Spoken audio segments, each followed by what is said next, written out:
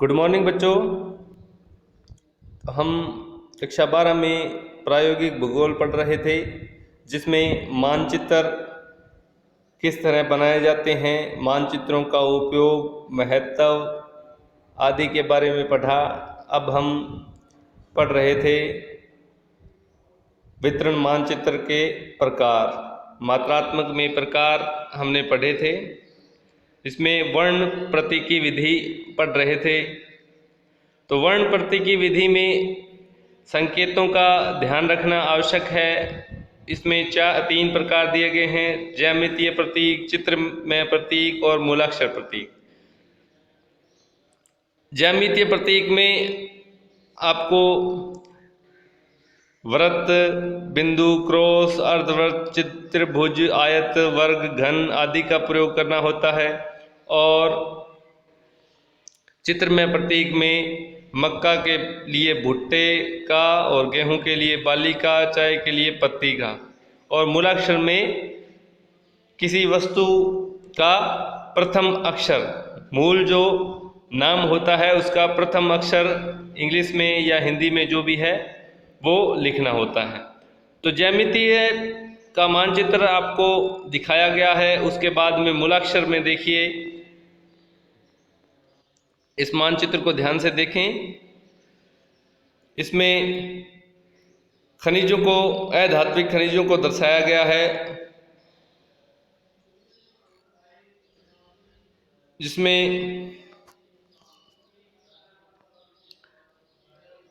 Asbestos को ए नाम दिया गया है, बेंटोनाइट को बी नाम दिया गया है, कैल्साइट को सी नाम दिया गया है और फेल्सपार को एफ नाम दिया गया है। तो इसी तरह इस मानचित्र में दर्शाया गया है। अब है नामकरण विधि।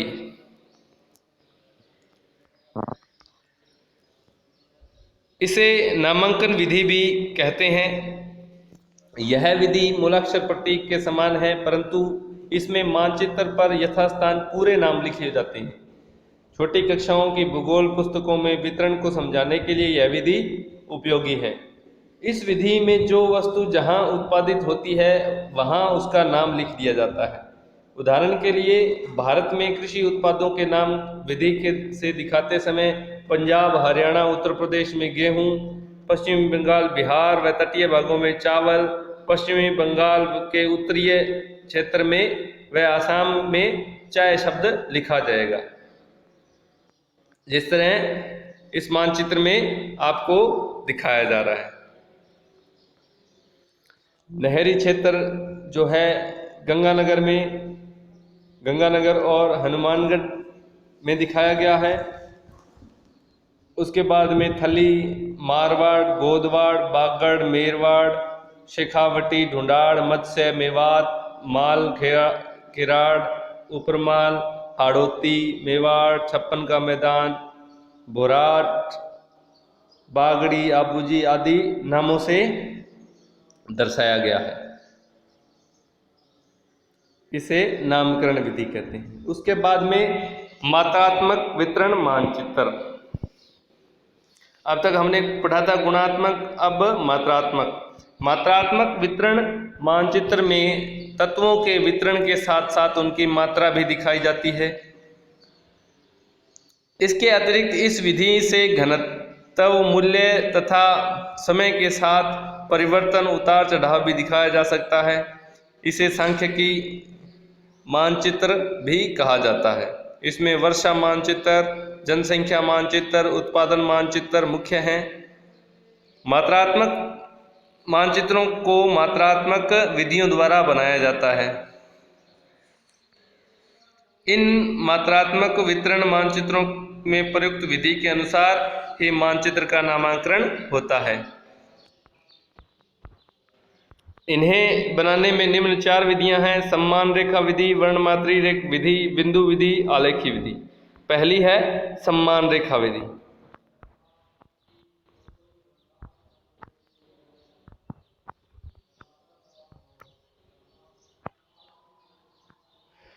सम्मान रेखा मानचित्र मात्रात्मक मानचित्रों की श्रेणी में आता है। सम्मान रेखा मानचित्र की रचना सम्मान रेखा विधि द्वारा की जाती है। सामान्य अर्थ में समान माप अथवा मान वाली रेखा को सम्मान रेखा कहते हैं।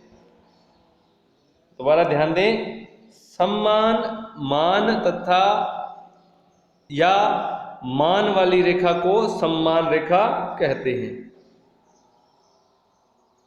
इसमें मानचित्र में दिखाया गया है राजस्थान औसत वार्षिक वर्षा की कितने प्रतिशत तक जो वर्षा औसत जो वर्षा होती है साल भर की, वो किन किन जिलों में कितने प्रतिशत होती है। इसके बाद में मानचित्र पर किसी तत्व वस्तु के नाम समान मूल्य घनत्व वाले स्थानों को मिलाकर खींची जाने वाली काल्पनिक रेखाएं सम्मान रेखाएं या आइसोप्लेथ कहलाती है। इस समान रेखाओं को मानचित्र पर उसी प्रकार बनाते हैं जैसे मानचित्र पर समुच्चय रेखाओं को। भूगोल में समान रेखाओं का प्रयोग सर्वप्रथम हम्बोल्ट ने 1817 में किया था। अंडरलाइन करेंगे इस लाइन को। लेकिन भूगोल में सर्वव्यापी रूप में F.J. मॉकहाउस ने 1952 में प्रयुक्त किया। प्रमुख सम्मान रेखाएं जैसे समदाब रेखा, समलवण रेखा, समवर्षा, समोच्च रेखाएं, समताप रेखाएं आदि।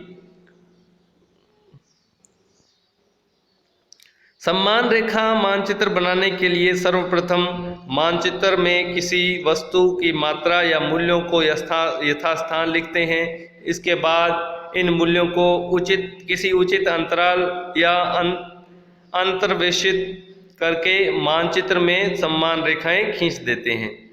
जलवायु के तत्वों तापमान, वर्षा, वायुमंडलीय दाब, पवन वेग आदि के प्रदर्शन हेतु इस विधि का प्रयोग होता है। उदाहरण के लिए मानचित्र 1.3 में राजस्थान की औसत वार्षिक वर्षा को सम्मान रेखा विधि से प्रदर्शित किया गया है। आज के लिए बच्चों इतना ही, आगे का लेसन कल पढ़ेंगे। धन्यवाद।